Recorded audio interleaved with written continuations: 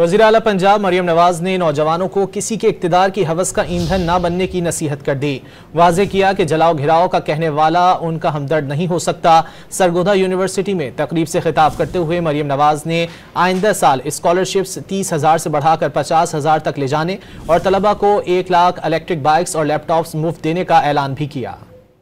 جو آپ کو یہ کہتا ہے کہ اپنے ملک کو جلا دو، اپنے ملک کی بلڈنگز عمارتیں جلا دو، میٹرو بس کو توڑ دو، گھیراؤ کر لو، ایک صوبے کو کہتا ہے دوسرے صوبے پہ حملہ کر دو، وہ آپ کا سگا نہیں ہے، وہ آپ کا ہمدرد نہیں ہے۔ جو بچے ملک میں کسی کے بہکاوے میں آ گئے، انہوں نے آگ لگا دی، انہوں نے گولیاں چلا دی، رینجرز کو شہید کر دیا، پولیس والوں کو شہید کر دیا، آج وہ بچے اپنے بچے آرام سے بیٹھے ہیں، آج وہ بچے جیلوں میں پڑے سڑ رہے ہیں۔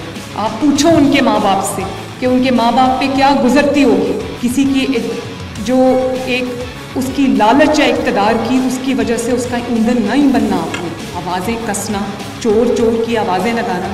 بہتان ہمارے دین میں بہتان لگانا بہت بڑا گناہ ہے۔ مجھے میرے والد کے سامنے گرفتار کر کے انہوں نے ڈیتھ سیل میں 2 دفعہ پھینکا، 6 مہینے 5 مہینے کے لیے میں سولیٹری کنفائنمنٹ میں ڈیتھ سیل، جس میں چارپائی بھی تھی اور باتھ روم بھی ادھر ہی تھا۔ مجھے سمجھ نہیں آتی تھی کہ میں جائے نماز کیسے بچھاؤں۔